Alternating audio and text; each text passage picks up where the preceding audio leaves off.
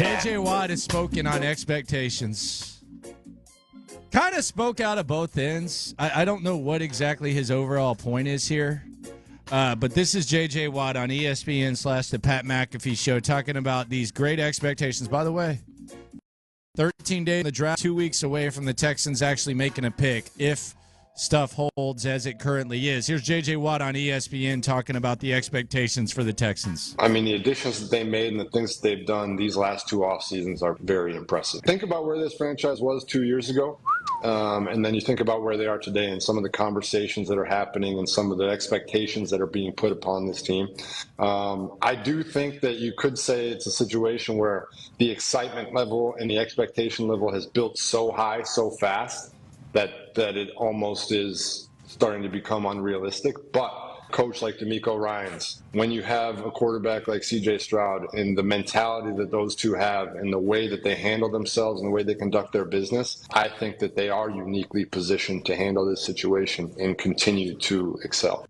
What's unrealistic would be my question. Like, what would be unrealistic for J.J. Watt or for the Texans to achieve? Like, for me, the expectation, win the division, and then get in the tournament, make some noise. That's really how I would look at it. You know, I'm not going to sit here and say they have to get to the AFC Championship game to keep their momentum. There's different things that can happen. There's different factors. But for me, win the division or just get into the playoffs, and then we'll see what happens and have some sort of personal growth. What's unrealistic about what's been laid out and what's been said about this squad? See, I think unrealistic is this team will win the Super Bowl. Yeah, but that's crazy. Below that, my expectations already are in what you laid out. Because what you just laid out is what they did last year. They won the division, they got in the tournament, and they made some noise. So I think there is another realistic expectation, and that's before the draft, before anything else, before we see this team in the preseason and even in training camp. I mean, I'm not going to lie. I think it's very fair outside of injuries and everything else to say this is an AFC contender. Are they the Chiefs? No. But can they get there? Yeah. I think that's an expectation. I think so, too. There's just so many variables when it comes to football where, like last year, the Bengals were probably saying, let's get back to that AFC title game, and then they had all the injuries. So sometimes there's just stuff out of your control that happens to where you lose that type of momentum. And let me ask you this. Do you think that is there a mindset when it comes to evaluating squads? And I'll ask the loopholes this too. 713-572-4610. Shout out to you. Friday, we made it, man. We made it to Friday. Seems like it was a long drag, but we made it to Friday. But does it feel like if the Texans had lost the last game to the Colts? I keep going back to this. Like, let's say that running back, whatever the hell that third string running back's name is, let's say that he catches the ball, he runs into the end zone, and the Texans miss the playoffs. Mm-hmm. Or let's say that Case Keenum throws that noodle arm pop fly to Dalton Schultz, and Dalton Schultz doesn't catch it, and the Titans end up beating the Texans. Are we sitting here saying, okay, I need to get to the conference championship? Are we going to have the same expectations? Is it going to change? In other words, does the fact that they were able to win a playoff game now lead us to believe, okay, well, the best has to be yet to come, so they got to get to an AFC championship game? That's where I'm trying to bounce these expectations, because I think they can make noise. I think they got a puncher's chance against anyone, assuming that all this talent that they've developed and the talent that's going to naturally develop within increases. But are we getting ahead of ourselves just based on results? Is it possible that that's something that's happening with the Texans to where we're getting ahead of ourselves? And maybe that's what J.J. Watt is saying. Mm-hmm. I just don't see any unrealistic expectations with this squad. Just win the division, get in the tournament. Is that? I think that's a little low.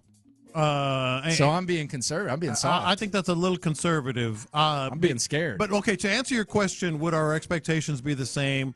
I think it's probably a little bit silly to say they would be exactly the same going into the offseason.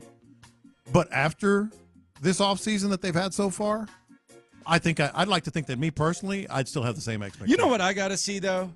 You know what I got to see first? This is the number one thing that I want to see. Like, it's one thing to go around and do these trading cards where you get Daniil Hunter and you look at the sacks and you say, look at that. And you get Autry and you're like, oh, look at that. Oh, wow, Stefon Diggs. He's had 6 straight 1,000 yards. Look at that.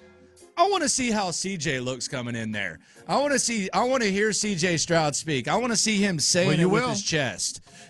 Yeah, we'll hear him. I'll hear CJ Stroud saying it with his chest. I want to see CJ Stroud at training camp. Is CJ Stroud, he already kind of had that natural charisma last year, but is CJ Stroud the vocal leader out there, and it's his squad, and man, has he been working out? Look how toned up CJ Stroud looks. That's what I need to see, because the bottom line is this. We can sit here and we can say, oh, they added this, they added that, they added that, they added that, they added that. The development of the quarterback is going to be what matters the most, damn it. That's what's going to matter. That's what's prevented all these AFC South teams that we talk about, post Peyton Manning. What's held them back is that their quarterback has not gotten to where they need to go. Whether it's Andrew Luck retiring early, whether it's Trevor Lawrence being flaky, that's what it is. So at the end of the day, it's going to be about that quarterback. I think that's where my expectations would not have changed. Now, definitely we want to see it. I mean, you're right. We want to see that next step. But because of what he did last year, even if they didn't make a move, I still feel pretty damn good about them making some noise because of CJ Stroud. So I want obviously you want to see him develop. You want to see him get better. You want to see everything kind of not coming all at once at him like it did last year, his rookie year. But it's these other pieces, man. It's these other pieces that have me thinking, I think they can make a run in the AFC because I know what CJ Stroud's going to be. You know, it's. So you're already. There's no concern about that. There's no concern about CJ Stroud for me. That was a big. It was just a. You don't think there's going to be any growing pains? I look. Everybody talks sophomore slump and all that. I keep going back to the one thing that just has galvanized my whole opinion on CJ Stroud. There's never been a rookie have a rookie year like him, and that stayed healthy, that didn't become elite. Well, the other thing is this: when it comes to C.J. Stroud, and this is the thing that I like the most, is he doesn't have to save all butts. Like it does, It does appear that C.J. Stroud, they have not put C.J. Stroud into position to where he has to save all butts. That's why I like the other pieces, and they're the ones that have me feeling like this squad. Look, they haven't even had a draft pick yet, but I already feel that way. You know, because of the moves they've made, and because you go back to the quarterback, as you just said. They've made all those moves on top of having that quarterback. I mean, this isn't like spoiler alert or anything. I mean, I think a lot of people feel that way about this squad. J.J. Watt, while he did kind of temper it, he's trying to be fair. Well, no, if you listen to it, he started to temper it, and McAfee's going like, I like to hear that, or whatever he said. But then J.J.